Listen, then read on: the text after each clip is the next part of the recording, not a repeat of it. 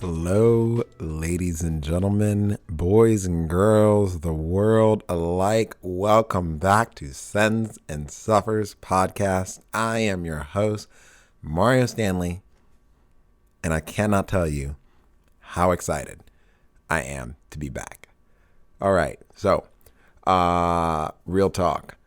I've definitely been on a little cray-cray of a hiatus. Honestly, I've been trying to grow. And realistically, we all know that post-COVID, everyone's doing little new things here, little new things there. And your homeboy took a big old bite of a sandwich and is still chewing, as he stated before. But I'm super excited to know that we have turned High Point Expeditions, my guiding company. We just slapped a P on the end and called it Productions, and we've been doing very well. We just finished a big product shoot with Beyond Clothing, my sponsors, which, you know, they definitely sponsor me as an athlete, but it's a whole nother thing when you're put in the hot seat and you're working for them. And so they have taught me so much. We have done a couple projects for Precision Repo Graphics. They are the lovely people that make all of your stickers for everybody who's a Sticker Club member of the month. All of you guys should have gotten your good goods in the mail. If you guys aren't Sticker Club members, well, then you need to join, because then I can send you cool stuff. And yeah, that's really it. And it's also like, honestly, I'm definitely stealing this from the Nugget, but it's like buying me a beer. I mean, $5 a month, you get cool stickers in the mail. You occasionally get some other stuff. But on the real, it's like me telling you this great story in your car, in your headphones, wherever you are, by the campfire, and you just passed me a beer. And that's really it. So if you want to become part of the fam, get that good, join the club, sendsandsuffers.com. All the information is there. Just click podcast, and then it will follow. And then just follow the prompts. All right. Now that that's over with. Yeah, man, growing pains. It's been wild. So I want to say all of you guys that have shot me messages during my little hiatus, thank you so much. Some of you I don't know personally, and I feel that I do know you personally now. Some of you I do, but I have appreciated everything. Everyone who's left me a voicemail on Anchor, I am actually going to respond to your messages. You asked some very deep questions. And can I say the simple things are the most hardest things to unpack? But we're really working on these things. I recently put together a team. We've got Marcus helping us out with editing. We've got Taylor and Mel helping us out with copyright. And we're kind of putting together a few other people. So I'll start bragging about these people a little bit more later on in the future. But I really just, let me be honest with you, like, if we can just have a real talk. I know I'm supposed to be talking about my guest that's coming on, but like on the reals though, like I literally just sat down right now to do this intro, and my heart just, oh my God, my heart just overwhelmingly filled with joy knowing that you guys are listening to this. And I don't even know who half you are who listen to this. I don't. But the fact of the matter that I know that your radios are on and you're tuning into this and you're listening and you're here, it just brings me joy. So I'm going to shut up and stop being emotional and just let you do what you came here to actually do, and that's to listen to the amazing guests. But I do want to do a special thanks to all of our sponsors. Beyond Clothing, they make clothing for everywhere on this big, beautiful globe that we live in. Their layering systems, their clothing is amazing. They did just drop a new Avid and Tadra line, really geared towards climbing. So guys, check out, they've got some content dropping about that, from shot by yours truly, fabulized by them. And then, yeah, so if you guys are interested, use the promo code ALWAYSREADY. That saves you a little bit of coin. It also helps support this podcast and everything that goes into making it, because as you can see, there is a full-fledged team now that is bringing this to you. We have also tension climbing. Tension climbing, listen, if you're training for climbing, gold standards. You need hangboards. You need training blocks. You need stuff for your shoes. Or you just need some straight up swag. Or maybe your hangboard is not that great and you need to screw on some little teeny little edges so you can actually get that crimp strike going on. And I am speaking to myself because I am that dude who will climb sketchy slab with some fabulous technique.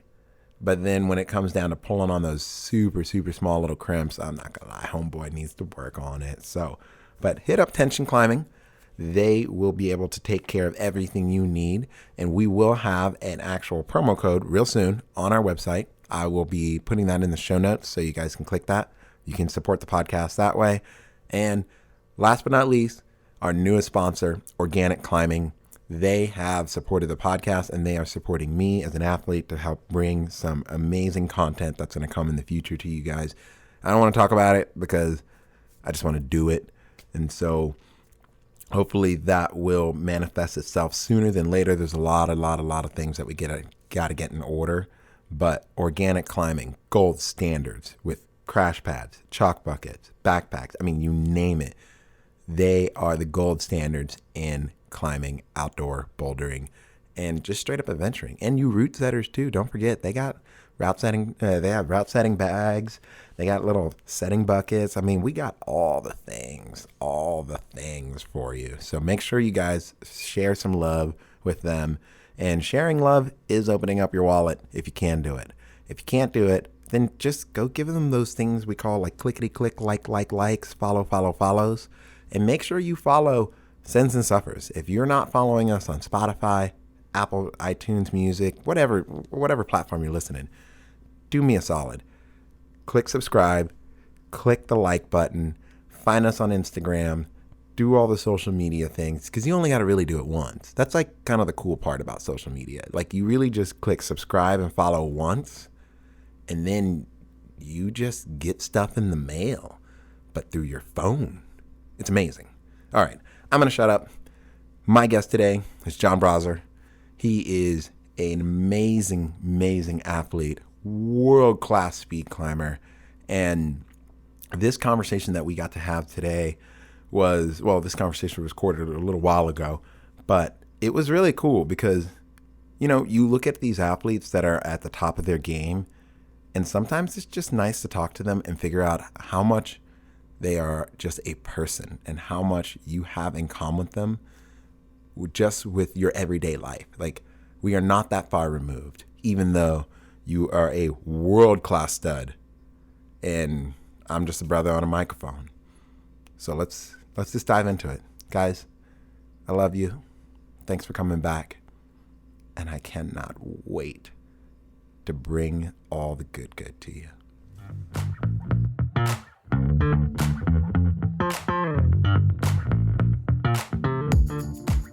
Can you introduce yourself to everyone listening? Who are you? Where are you from? And what is your relation to climbing or the great outdoors? Yeah, my name is John Brosler. I'm from Dallas, Texas. I grew up climbing here at Summit Carrollton.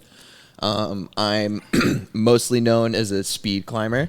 I'm a 10-time speed climbing national champion, and I've been to World Cups, World Championships at both the youth and adult level. Like, I've been competing in those for about 7 years now. And yeah, I've just been kind of going along with that ride, kind of seeing where it takes me. I grew up on Team Texas, which is the climbing team that comes out of right here at Summit. Mm-hmm. And the experiences that I've had on that team, like traveling to competitions, kind of started like on Team Texas, and I've just been along for the ride ever since I've started. Awesome. So for our listeners that don't understand what 10 times world champion actually means within the world of rock climbing, because I'm not assuming that everyone listening to this is a climber, can you kind of explain like the organization that you compete in and like what is that? Yeah, 10-time national champion. So I won I won 4 youth national titles with USA Climbing, which is like the governing body for competitive rock climbing in the United States. And I've also won 6 open national titles also in USA Climbing. Jesus. Yeah. And there's also the IFSC, which is the International Federation of Sport Climbing, and that's basically the international federation that governs competitive climbing at the world stage. And I've competed at pretty much any competition outside of the U.S., as far as I'm concerned, is an IFSC sanctioned competition, and they're the ones that kind of put those on and organize that and everything. Fair enough. Yeah. No, what got you into, I mean, so you've been competing on Team Texas as long as you can remember. Like, how did you join the team, or how did you get into rock climbing? I did a bunch of summer camps. My first one was at just like Lifetime Fitness on like Preston or something close to here, and then I got recommended this place back when it was called Exposure by one of the counselors there, and I did summer camps for a couple of years back when Stan was the counselor. And the first year he asked me to join the team, I actually said no because I didn't like the feeling of the chalk on my hands. Little John was not about it. But then I thought about it for a year and came back to summer camp the following year and said yes. And then started with the after school program and then kind of just rose through the ranks of the youth climbing team since then. So you are like really like the quintessential product of like, so as a coach, for me, coaching youth athletes and coaching Team Summit and our feeder programs, people ask me all the time, like, well, you know, why do you like to coach those programs? And I always say it's about legacy. It's always about like really creating an environment where kids want to grow up through the program and they become great rock climbers or they become great people. But like you are the example of that, in my opinion. You started in a camp where, you know, we don't, and for those of you who are just coaching or getting into it now, you know, you'll kind of see that later on, but that's pretty rad. I don't know how many people I've ever met that like have kind of started at that level, because most of the people I know are kids that I've coached. They've either come in at Team Summit or come in at Team Texas, or they've come in at a higher level. So that's pretty rad, dude. Yeah, thank you, man. I appreciate that. So now where are you? You're currently in school? Yeah, currently in school. What are you studying? I'm studying kinesiology at the University of Utah. Nice. Why? Yeah. It just relates to like climbing and athleticism and training, and that's like just very applicable to my life and what I'm doing right now. And I more than anything, I'm just kind of interested in this subject. I have no idea like what I want to do in 10 years down the road, whatever. But for now, I just know that knowledge like applies to climbing in a way that just interests me and applies to my life in a way that I can like actually use it. Whereas like pretty much any other major, it's kind of just like you go to school and your life is separate, but it's kind of cool that like I can integrate school with something that I'm already passionate about, which is something that not a lot of people can say.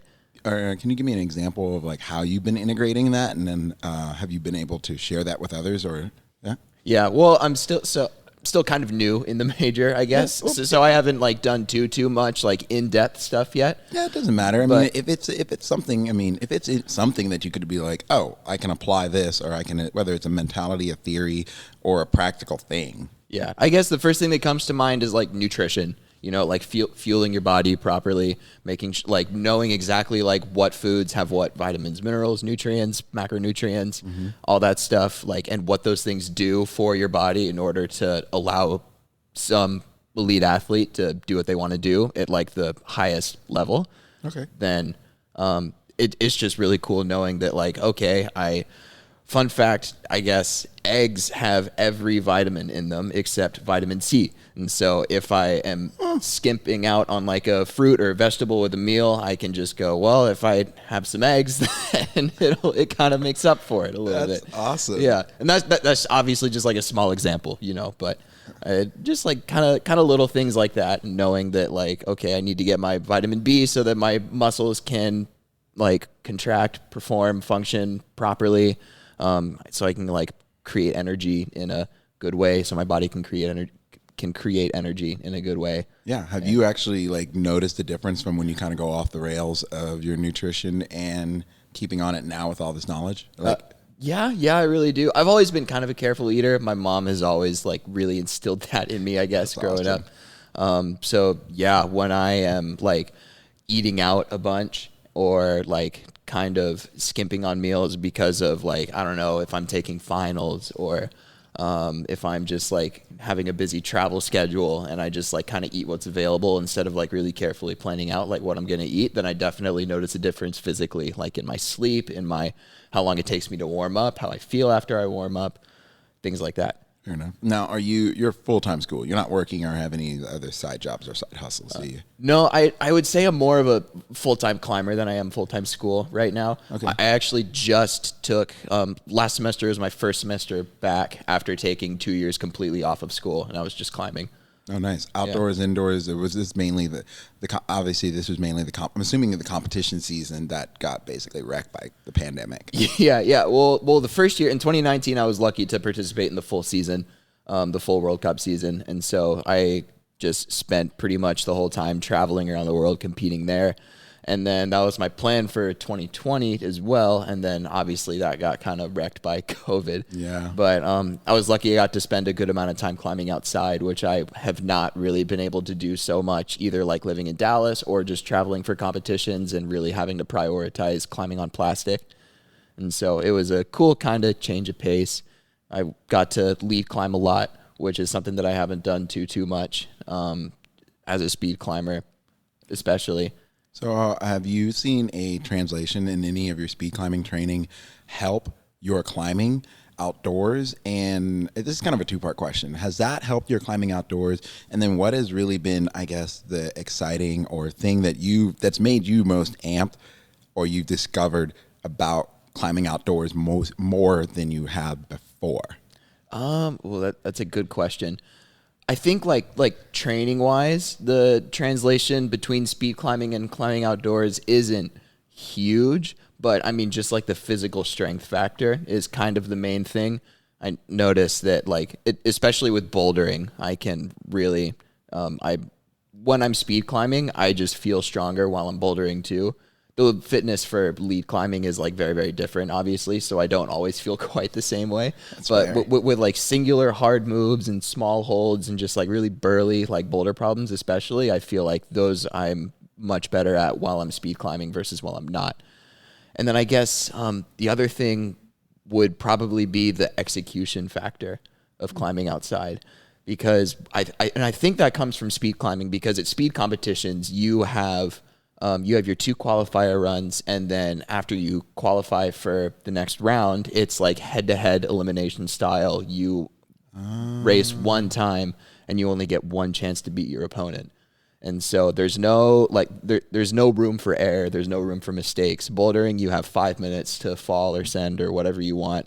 Lead climbing is a little, I mean, you also only have one chance, but there's a little bit more room for error than you have with speed climbing. Yeah. So I think knowing how to execute at that high level really translates, for me at least, to bouldering outside, and knowing that once I'm able to do all the individual moves of a boulder problem and know that I'm able to, when I know that I am able to send it, I'm really good at flipping that switch and making it happen, I've noticed. That's pretty awesome. Actually, it's so funny when you describe the last round of speed climbing. The very first thought that came to my mind was the iconic Texas Western Showdown shootout. 2 guys are standing at the end of a small little strip of a town ready to shoot from the hip, and it's like whoever gets it first. And that's like the first thing that popped in my head. I don't know, I had this vision of you in a 10-gallon cowboy hat. Oh, man, that sounds like fun. Yeah. But, it doesn't surprise me that you say speed translate to bouldering so much, because it's just raw dog power. And I've always felt my thing is I've always had the benefit of being I have a lot of strength. Like every sport I've ever played, I've been able to knock the shit out of any other kid that's been able to come up against me. It's just something I'm not a big dude, but in the words of my mom, she's like, you're real dense. And you've always been that way. Probably hard-headed, well, dense and hard-headed, but thanks, Mom.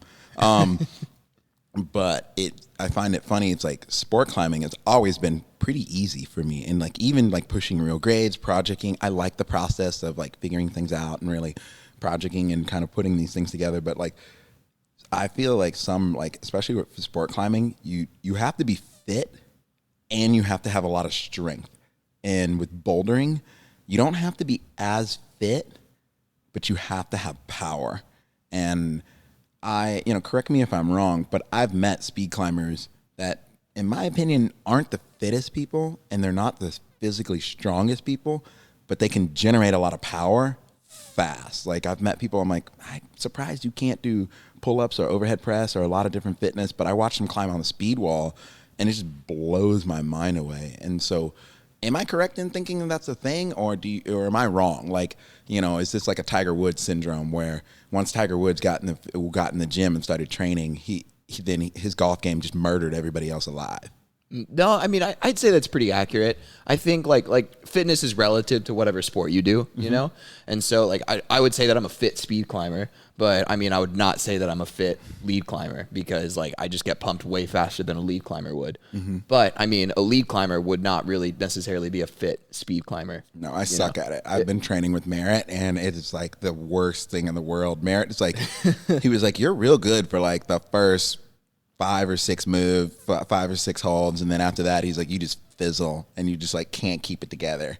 And I told him, I was like, I wish I could just rest, like shake out on a hole and then start the timer up, but I know that's not how it works. Oh no, it's funny because it's a completely different energy system what you're using.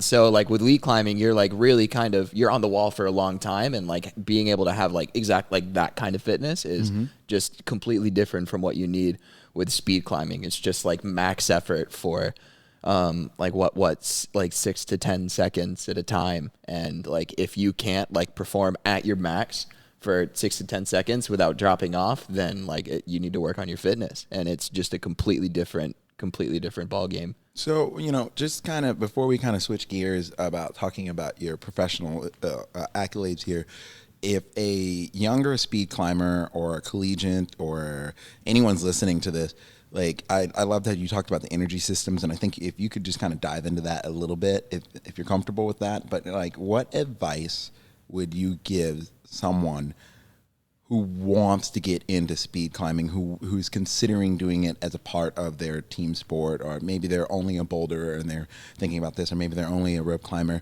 and they're just kind of considering it, but like, what advice would you give someone new? What advice would you give someone who's in it and doesn't feel like they haven't been as successful as they should be, can be? Let's just start there. Yeah. Let's see. As far as the energy systems go, I don't know too much. I'm not an expert on the subject. No one's an expert unless you're Tyler Nelson. Yeah, that's it. But I guess like in a nutshell, if you're coming from another sport and you want to start with speed climbing, like of course it makes sense that like you're not going to pick it up fast right away, because like you're using your body in a much different way than you normally would, and that's like the gist of it, I guess. But let's see, somebody who wants to get into it, I would say honestly, just try it out, hop on. There's really not much else to it other than to dive right in and like figure it out for yourself. Okay. And then, once that happens, I think the best thing to do is to reach out to other speed climbers and just dive into the community a little bit more. And you can learn from other people in a way that like you would not necessarily figure things out on your own always. Is it a big community? I didn't even realize. I mean, it makes sense that you say that, but like, is it kind of like a niche community within the climbing community? It is kind of.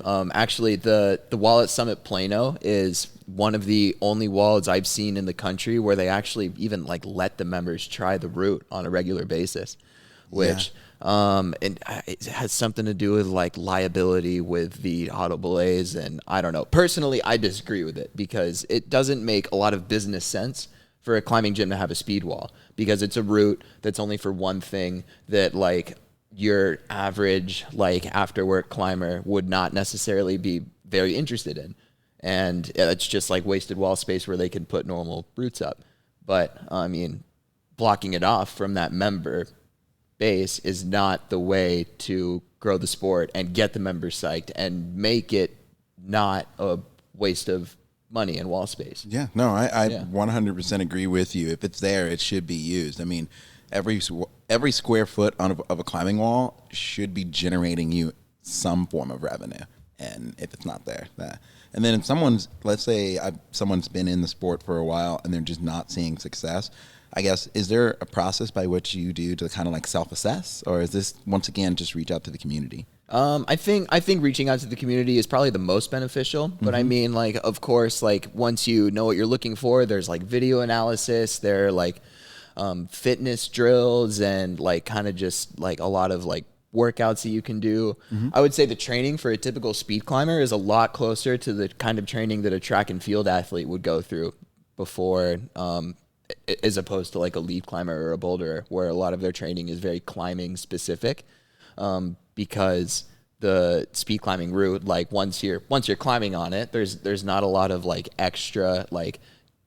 Actually, I was going to say there's not a lot of extra technical things you have to worry about, but I don't think that's actually very true. But I guess as far as training goes, it's most like the like plyometric exercises and like kind of general track and field fitness training would be much more beneficial than like climbing on a spray wall. That was my first love, track and field. I ran the open 8, open 4. I did the triple jump and I did the sprint medley. But the open 8 was my favorite event.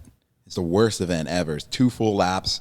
Full out sprint. I threw up almost every single time I ran that event. To me, that sounds miserable. I don't know. If there were a track and field event that where I guess there's a sprint that's like 6 to 10 seconds long, then perfect for me because that's what I'm used to. Yeah, that'd probably be like 300-meter hurdles. That would probably be it. That was the only other event that I subbed in a lot for. But yeah, it's funny. You say, I think like running multiple speed laps, even though I want to learn how to do it and I want to get better at it, to me it's like vaguely miserable because I'm beating the shit out of myself on the wall and just crashing and bleeding everywhere by the end of a speed training session for me.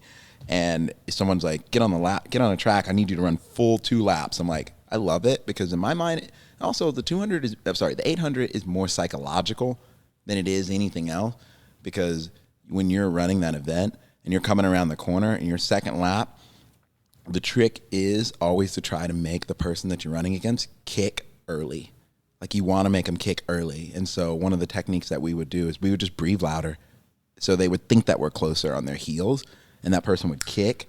And then next thing you know, they're going and then you gradually build up into your kick. And by the time you hit that last bend and you're coming around, they have no more steam.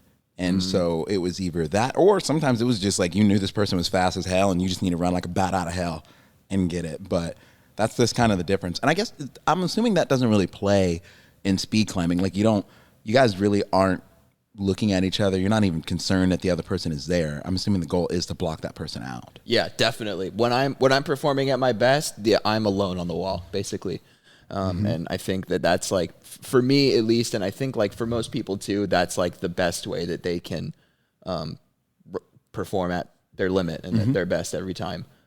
And also, well, I guess it used to, you used to have an extra, right now this isn't allowed anymore, but in the past you were able to have 1 false start per race. And so what a lot of people would do would false start on purpose to psych out their competitor. That kind of messes with their head, that messes with their routine, and it kind of forces you to be aware, like, okay, I'm not alone on the wall anymore. There's this person next to me, and they're trying to psych me out. Yeah, okay, yeah, I was about to say, I can imagine that, yeah. So it's cool that I'm happy that that's not a thing anymore. Me too. Definitely happy that's not a thing, because if I was a competitor back then, I would definitely use that tactic against people. That's just me, because I knew if I could get in someone's head, that was just the one extra advantage. Even unless I was 100% positive that they were not a competition for me in any way, shape, or form, but like that was it. Because coming from like track and field, football, even wrestling, like the psychological part of it was massive. So yeah, oh yeah, you got to do what you got to do. Yeah. When it's crunch time, for sure. That's awesome. So let's switch gears here. So what did you end up doing to fill your time during quarantine? I mean, you were in Utah, so I'm imagining you were just climbing all the time. Well, that was partly true. Right in like March and April, when everything kind of like shut down and locked down, I actually had some health issues. I was diagnosed with ulcerative colitis, and so I was just really sick for a few months. And I actually flew back home to Dallas, and my parents took care of me for a little while I was just trying to get healthy again. And so that took up most of my time. Do you mind telling, I don't know what that is, and I mean, if it's too personal, obviously just move on, but do you mind kind of like telling like what happened to you? I don't know what that is. No, I mean, I would love to go into it. Yeah, let's dive. So basically, ulcerative colitis is like chronic colon inflammation, and when your colon is inflamed, it doesn't work. Yeah. And so people with this disease often, like they go to the bathroom like 10, 20 plus times a day. They aren't able to absorb nutrients very well. They lose a lot of blood through their colon, so that like provides a lot of like issues like anemia and like other blood loss related things. And basically, that's kind of what happened to me, and like pretty much every aspect of my health suffered, and I was like too tired to take care of myself while I was in Salt Lake and got diagnosed, which is why like, okay, I need full-time care. I need to go back home to my parents. And so, and also they have a very, very restricted diet because your colon can't function like it normally does. So you need to only eat really easy to digest foods that won't put too much stress on your colon. And so I was pretty much only eating like soup, white bread, white rice, chicken breasts, no spices really, no. Why white bread and white rice? I only say that because those are a lot more heavily processed and cleaned. Well, they're processed and cleaned, which in turn makes them easier for your body to digest. And so that it just like pretty much anything that like can turn into mush in you is good. I guess is like what is like the best way I can describe it. Okay, that makes sense. And then this I'm assuming, is this not very common, or is it common? It's common-ish. I don't know what the actual incidence of it is, but the amount of people in the world with this disease is not low. It's not a rare thing, I don't think. And I guess, is there a trigger for it? Because obviously you didn't know you had it. And so what was the trigger? Or is there a trigger for the stress, whatever? Yeah, stress is a trigger. I don't know how I got it. I think it's genetic. I'm the only one in my family with it, which is kind of interesting, but I think it's just kind of a luck of the draw. Like you either have it or you don't type of thing. Okay, I was about to say, it's funny, and like in my family, on my mom's side, I know there's a couple different rare forms of stomach cancer, and it's like they knew about a sickness in their family, but they never knew what it was, only until maybe like maybe 2 generations ago or a generation ago, just with the advancement of modern technology. So I was about to say, you might think that might be a little bit of the case for you too as well, or since it's genetic. I only asked. I'm not really sure. As far as I know, like I don't think there's been anything like that in my family. Nothing, nothing too obvious, I guess. And I guess like people don't know a lot about the disease, as far as I know right now. As far as like how, I mean, there's no cure, obviously, but, or as far as like what causes it, I guess people don't really know too much, and so people probably just chalk it up to genetics or like. Or other things like that. But otherwise, I'm just not totally sure. I think I just got a little unlucky. Fair enough. Yeah. So, so now that, quarantine's over, well, not quarantine's over. It's been over for a long time. The pandemic, hopefully is kind of like, we're seeing the light at the end of the tunnel here. I know prior to this, the last time I feel like I actually saw you was when Nationals was held at Plano. Yeah. Like then, probably a year ago today. Maybe. Yeah. Oh, wow. Yeah. It was almost. Yeah. Shoot.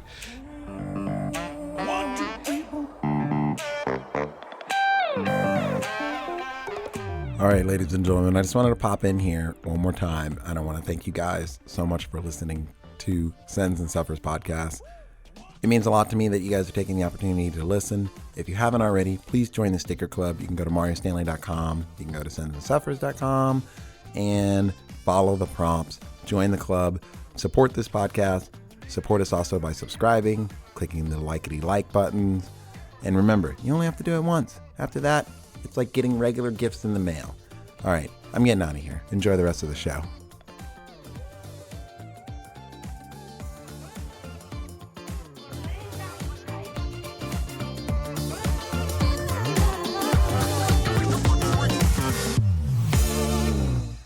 And so after that event, you were scheduled to go to Tokyo when it wasn't canceled. I mean, am I correct in that? No, I did not qualify for the Olympics. I thought you unfortunately. did. Okay, I had no idea. So are you, I guess so now with everything that's happening, is that your plan to qualify for? I think they released it as Paris is going to be this year. Yeah, this time? yeah, that's definitely on my radar.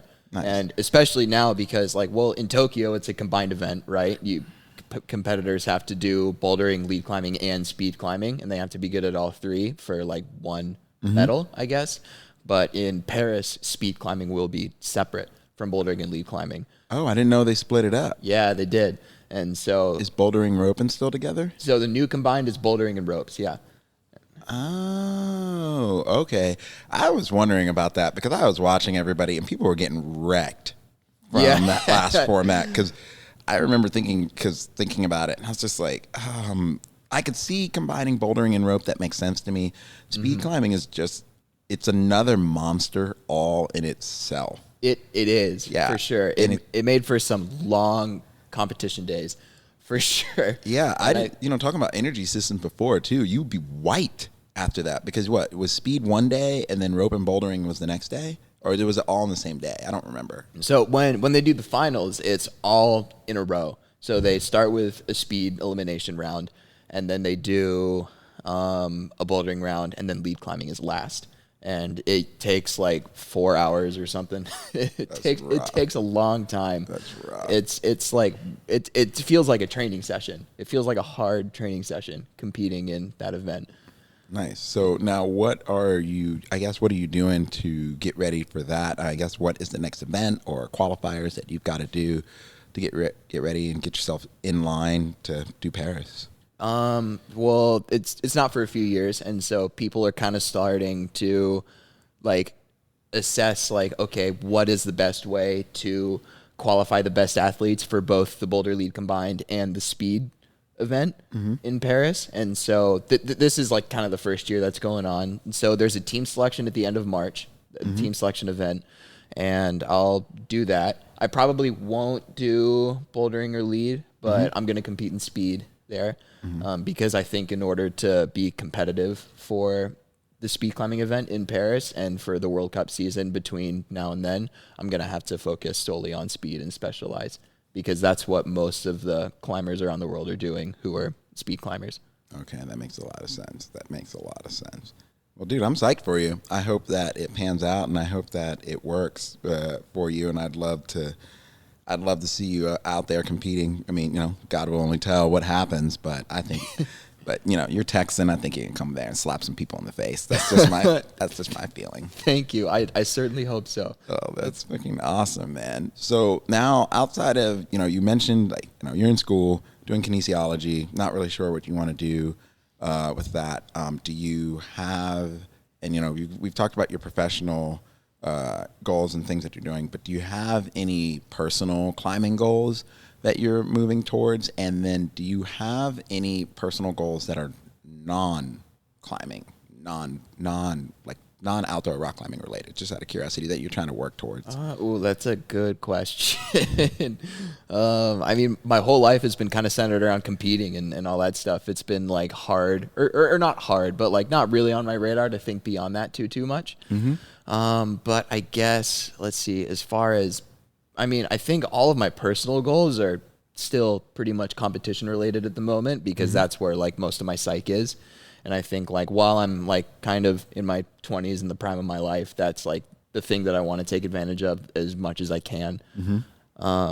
So that's like pretty much where most of my personal goals are. I mean, I guess other than like direct, like tangible competition results, I always want to feel like that I've performed my best and that I'm improving at every event that I do. So I guess that's a personal goal of mine as far as competing goes.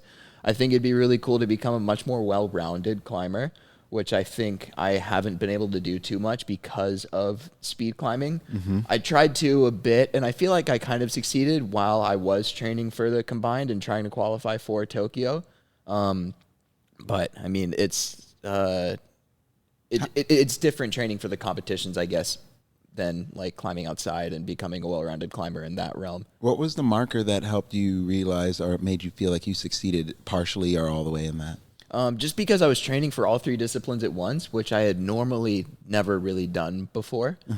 I think for one of the only times in my life, I felt like that I found a solid routine where I could maybe not peak in all three like I would be able to if I were training like each discipline individually around competition time, but I was able to feel comfortable at all three disciplines at the same time, which is something that I've never really felt before. Because before, the season would be completely split up. There would be like, at least in America, the bouldering season would happen from in like the winter until February, and then you had the luxury to completely forget about it and move on to lead climbing and speed climbing, which would go until July.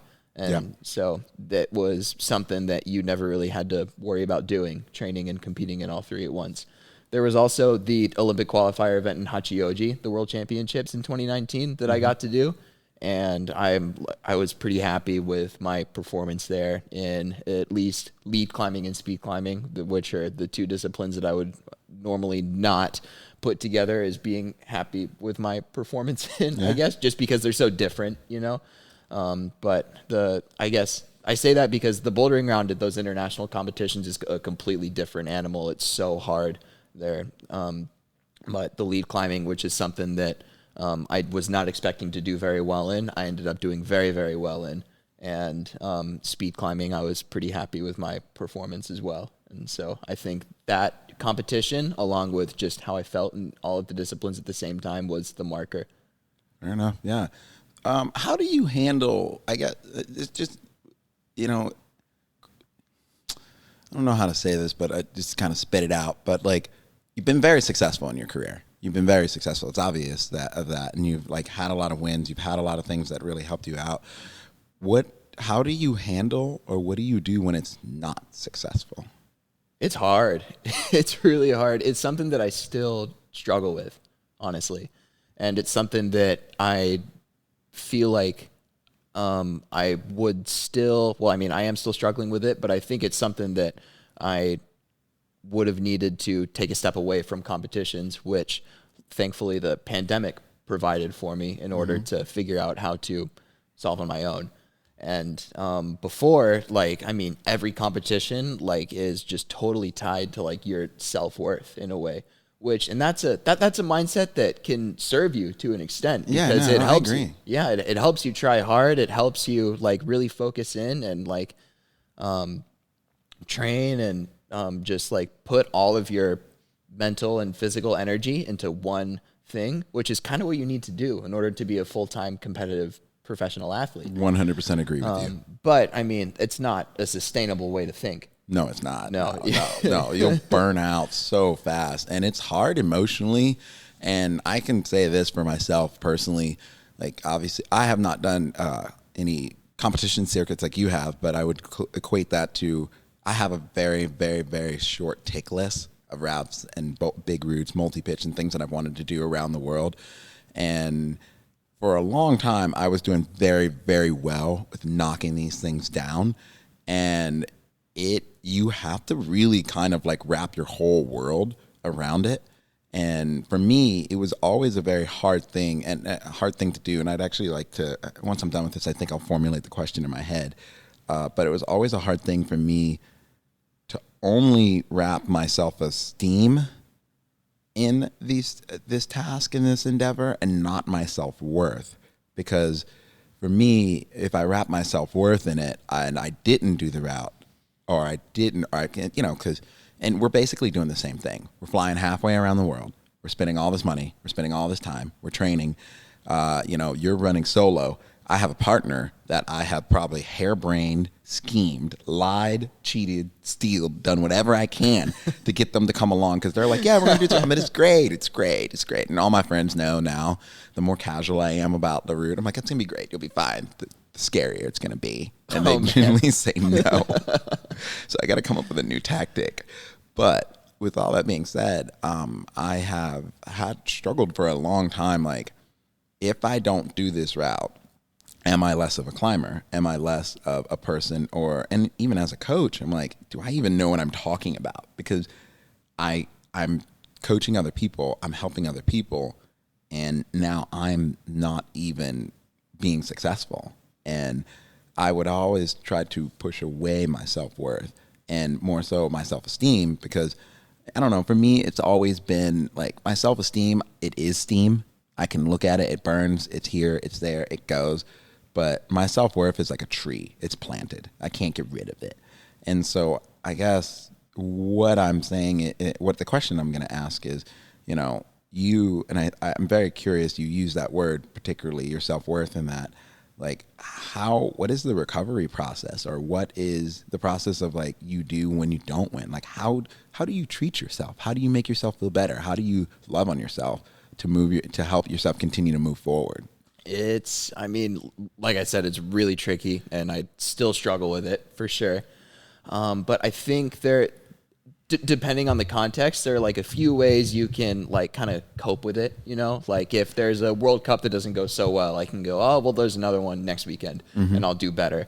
And then when the season's over and you can't say that anymore, you're left and you're feeling like, oh man, I climbed terribly this whole season, and now I am a bad person because of it, because I wasted all this time, I wasted all these resources, I've let people down. Like, it's so easy to think that way, but it's very, I don't know. I think the best way to cope with it would just be to rationalize with yourself, okay, why am I so caught up in this? Why is my self-worth attached to it? Have you asked yourself that? Yeah, I have. And I still don't really know the answer.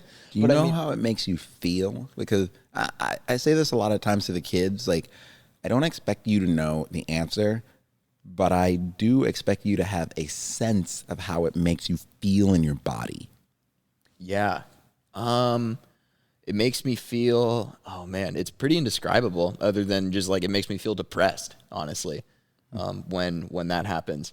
But the thing that has been helping me, I guess, cope with that more, and like go into competitions knowing it's to go into these competitions like, okay, I've made a choice to be here. If I could choose to be anywhere in the world, I would choose to be here at this competition in this moment, no matter what. Absolutely. You know? And when you make that choice, you have to realize like, okay, this is a goal that I have, but I have to recognize that I might not achieve this goal. Yeah. And you have to be okay with that. And I notice that even when I'm feeling at my lowest, when I've performed poorly for my standards in a competition, I have to realize like, okay, this was an outcome that I knew was a possibility when I made the choice to be here. Yeah. And the only reason I feel so terrible about it now is because I care so much.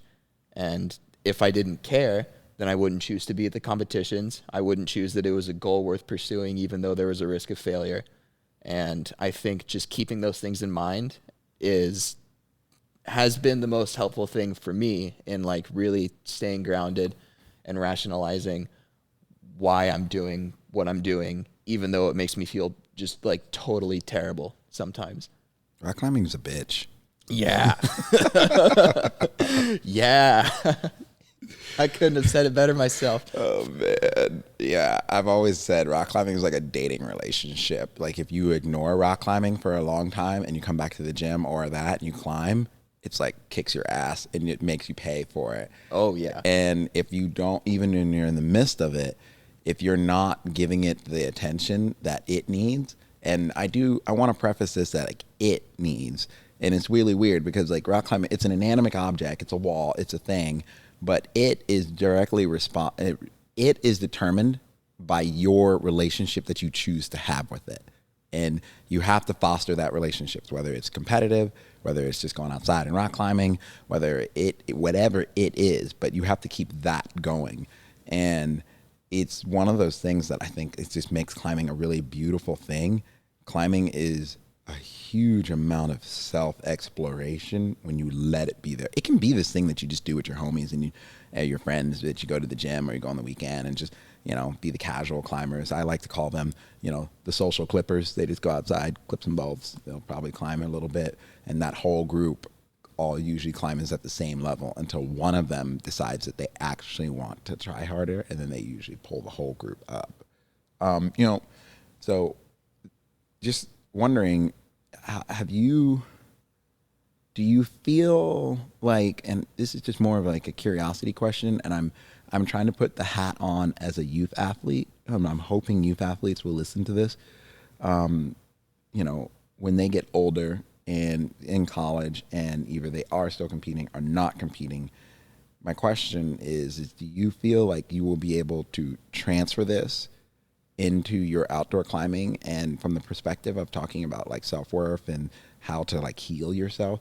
Do you feel like you could probably eventually use outdoor climbing or use something else to kind of like help you do this? I mean, I imagine it's probably going to be done. That's probably won't happen until you decide that like I'm going to retire from competing and I'm going to move on to something else. Right. I mean, I think that mentality still exists where in whatever facet of life you decide to put it in. Okay. And so like whether that's competing or outdoor climbing or going to school or like in any career, I think that mentality for a lot of people like still exists. Yeah. And or in your family too, I guess. And then like you said, like rock climbing is defined by the relationship you have with it. That's true with anything, I think. Yeah. And so I think that mentality will never really go away. And I think learning how to deal with it in one area, you learn a lot, and you learn how to deal with it in other areas as well. And so I think like taking it, I guess, like for me to outdoor climbing, I'm sure there's going to be, and I know there has been roots and boulder problems that I attach my self-worth to because I just care that much about them. And I know that like, if I do this route, then I level up in my climbing. And if I don't do this route, then I'm a bad person. It kind of, it makes me cringe that you say you're a bad person, because I'm like, the coach hat of me is like, you're not bad. You're not bad at all. It's more of like, it's just a thing. It's a phase. It happens. Yeah, exactly. And then saying it out loud, like you're like, it sounds ridiculous. But then like, that's actually what goes on in like people's minds. Yeah, no, I'm sure it actually helps you feel better too. And it's part of the healing process too. Absolutely. Just talking about it and like saying it out loud and realize like, wow, I sound ridiculous right now. But I mean, that's like by nature, like how humans are in a lot of things. We don't always think rationally when we're emotional about something. That's like just the definition of emotional is just they're not always rational. Yeah. Oh, too true. Yeah. Too true. I cannot agree with you more. Yeah. Because rock climbing in itself, it's like, I was talking to somebody else, one of my clients, about this, and I was like, you realize rock climbing single-handedly is the stupidest thing ever. I was like, we're just grabbing around the holds, pulling around on a wall, everything like that. I was like, so it's, I want to say that your emotions are valid, but at the same time, I need you to not take yourself so seriously. And I had to tell my client that. In that perspective, because their goals were something else that they wanted to do, but their emotions were getting so much to the point where they would almost want to walk out of a training session because they just were like not hitting the goals or not lifting the weights that they need to or not sending the boulders or almost anything, any point of failure was just driving them up the wall. And I had to kind of like pull back and like let them know like how unhealthy it is, but to have that kind of relationship with climbing, but at the same time, still try to validate their feelings, because it's your feelings are your feelings and they're never wrong. You might not understand them. You might not really understand what they're trying to do, but your feelings are your feelings and they are never, never, never wrong. Exactly. And I think, another great, like, I guess, way to cope with that is like you said, understanding that like, although you might not be having the emotions that you want to be having, they are valid in every situation. You have to learn how to like maybe not understand, but like know why you're feeling the way that you're feeling and validate your own emotions, and then go, okay, I feel this way, but I'm still here. I still care about this, and I'm going to do it even though I feel this way about it, because that's like my overarching goal. And I feel this way because I care about it. And I guess, vice versa. And validating those emotions are like, you're not going to progress until you realize like, okay, it's okay that I feel this way. It's okay to be depressed and not like happy with your performance when you've come from, especially like in a competitive athlete's mind, when they've come from a place where that's like all they've ever thought about. And so that's just what you have to do. I know this is a statement I'm going to say is true for me, and I'm curious if it's ever been true for you, because I'm assuming if it's true for you, it may be true for other athletes. But I noticed personally, I started climbing at my best when I realized that no one else cares about my rock climbing. And I started absolutely climbing at my best when I realized I'm the only one, like no one in the gym cares at all in any way, shape, or form. No one cares. And I'm curious, like, is that true for you too as well in a way? Yeah, I think so. I think it's fueled me both ways, I think, personally. Okay. Because I know, like, at least in competitions, like, I love it when, like, I do something cool and the crowd goes crazy. Yeah, Like, that's, like, the best feeling in the world I for think me. that's when you're an entertainer and you're a performer. Because to a certain extent, being an athlete, you are an entertainer. You are a performer. And you feed off the energy in the room. And you feed off of the energy that's around you. So, Yeah, definitely. I think, like, exactly like you said, realizing that, like, no one really cares. Like, you're not any more or less of a person or of a climber no matter what you do, you know? Mm-hmm. And so, yeah, exactly what you're saying. I think that just goes along with, like, managing expectations for yourself. And, like, sometimes I'll go into a climbing gym and I'll go, like, okay, I've done all these things at competitions before. People know who I am. I'm expected to, like, I'm expected to do, like, the coolest things, the hardest boulders, put up the fastest times. And then if I don't do that, like, it's distracting and it, like, kind of deteriorates my performance in a lot of ways. I imagine that's also kind of heavy walking into a gym or walking into places like that, even when you're just trying to, like, be kind of casual and nonchalant. Yeah. Well, I mean, it's possible to ignore. And then, like you said, when I am ignoring it and I'm just climbing for myself and training for myself and my own goals and everything else are the only things that I'm focused on, then those are always my better training sessions. It's awesome. Yeah. So I want to get ready to tie this up here. Do you have, real quick, just because I'm just curious, do you have anything like outdoors that you're like psyched on and you're working on? Or are you just putting all of this to the back burner right now? It's kind of in the back burner. There's not, I mean, any day that I spend climbing outside, at least like when I'm in the midst of like training for a competition season, is like a day that I could be spending training, I think. And not that I don't occasionally go outside and like climb hard, try hard and have fun, because like I need those days, you know? Yeah. But I don't have the emotional room right now for any crazy outdoor projects or anything like that are like in my mind and like would be like biting at me or anything like that. I think it's really important that you just said that, because I think as climbers, and especially as people who really want to excel, we kind of get really wrapped up in trying to do hard things. And I can't tell you, some of my best days climbing is climbing nothing but like 11C to 12A. I've just been outside just knocking them down and just climbing things that I know I was going to send and do like maybe 10, 15 routes in a day. And it's just like, but you're just out there having fun. And I feel like those days have been very, very refreshing. So I'm excited to know that like you're at least going out, and whether those are those kind of days, but you're going out and at least not taking it seriously and just really just filling up the fun cup so it overflows. Definitely. And like for me, I still love getting on routes that are really, really hard. Like I have so much fun going outside and like climbing at my limit. But the fact that I have like these other competition related goals right now that I just care more about, like I'm just kind of choosing to make every outdoor day just a kind of fun day where I try hard things, hang out with my friends. That's like kind of it. So right before we wrap up, I always like to give everybody the opportunity. Is there any kind of shout outs, any organizations, anything you want to kind of tell people to look out to or say hi or do anything that's important to you that you want to share? I don't know. This has been pretty thorough. And so I guess thank you to my parents for being so supportive. Let's see. Thank you to Perfect Descent and Our Lead Nutrition for supporting me in these throughout these competitions. No matter how my life is going, no matter how the competitions are going, that support has meant a lot to me. And yeah, I think that's pretty much it. Yeah, I normally like to try to throw in an ask, the send, and the suffer, but I feel like we just went back and forth over those the whole time. So we're just going to let that go. And if people want to find you, support you, reach out to you, how can they do that? If you want to remain a ghost, you're more than welcome to. It's your life. Live it the best way you want.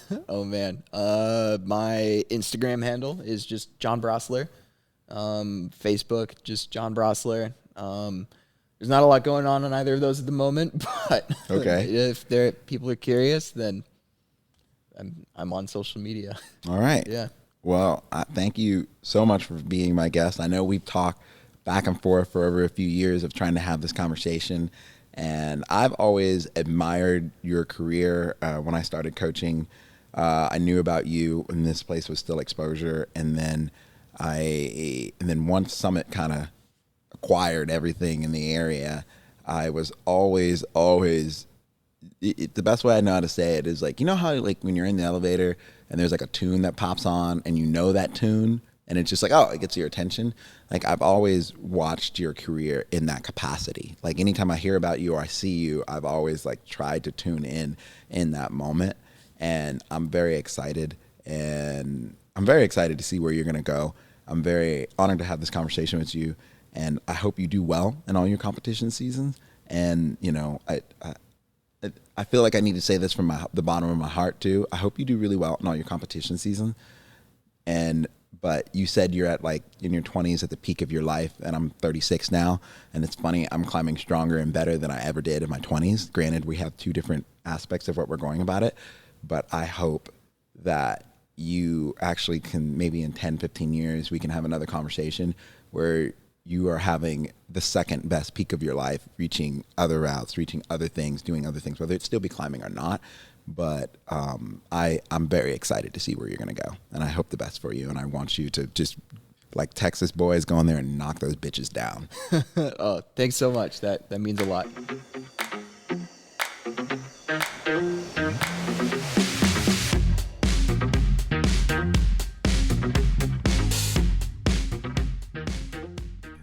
All right, ladies and gentlemen, thank you once again, boys and girls, the whole world alike, for listening to Sends and Suffers podcast. We are on the gram. We are on all the things. Much like the power company, we are on Twitter, but we don't tweet. We don't do that thing. I want to thank you guys so much for listening to the episode. I appreciate every one of you. I'm not going to get into this long diatribe here because you've already been listening for an hour. So thank you so much. And remember, if you're not suffering, are you really sending at all?